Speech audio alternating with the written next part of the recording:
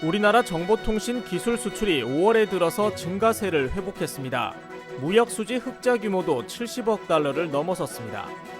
국내 제조업체 10곳 가운데 8곳은 미국의 기준금리 인상에 대해 우려를 나타냈습니다. 그러나 이에 대한 대응책은 세우지 못한 것으로 조사됐습니다.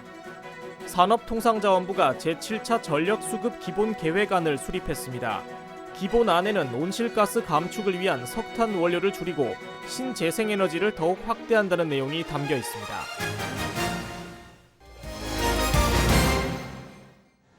우리나라 정보통신 기술 수출이 전체 산업의 수출 감소에도 불구하고 올해 1월 이후 4개월 만에 증가세로 돌아섰습니다.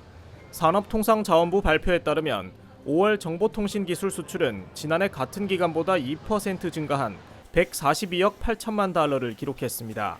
수입은 1.2% 증가한 68억 4천만 달러로 무역 수지는 74억 3천만 달러 흑자를 나타냈습니다. 휴대폰과 시스템 반도체 등 주력 품목 수출이 늘면서 증가세를 주도했으며 무역 수지 역시 올해 들어 처음으로 70억 달러대 흑자를 회복했습니다. 미국이 연내 기준금리 인상을 가시화한 가운데 국내 제조업체 10곳 중 8곳은 미국의 금리 인상에 대해 우려를 나타냈습니다. 대한상공회의소가 최근 국내 제조업체 300개사를 대상으로 조사한 결과 전체의 74.5%가 미국 금리 인상이 국내 경제 회복에 부담이 될 것이라고 답했습니다. 금리 인상이 가져올 영향으로는 외국인 자금 대량 이탈을 가장 많이 꼽았고 금융시장 변동성 심화와 국내 소비 투자 심리 악화 등을 우려했습니다. 그러나 이 같은 금리 인상 우려에도 불구하고 80%에 가까운 기업들은 별다른 대응책을 세우지 못한 것으로 나타났습니다.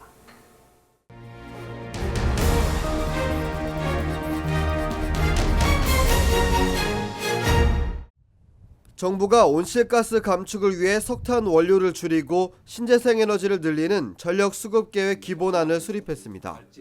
산업통상자원부는 지난 8일 신규 원전 2기를 포함한 제7차 전력수급 기본계획안을 국회에 제출했습니다. 신고리 원전 7, 8호기는 각각 1500메가와트 설비로 한국수력원자력이 개발한 APR 플러스 모델이 도입됩니다. 석탄 화력은 영흥화력 7, 8호기와 동부 하슬라 등 연료와 송전망 문제로 갈등을 겪던 계획을 철회하고 신규 건설도 추가 배정하지 않았습니다. 6차 계획과 비교할 때 석탄 비중은 2.5%포인트 줄지만 원전은 1.1%포인트, LNG는 0.4%포인트, 신재생은 0.1%포인트 늘어나게 됩니다. 석탄 화력 계획을 철회하는 대신 원전으로 채워 온실가스 발생 부담을 최소화하는 길을 택한 겁니다.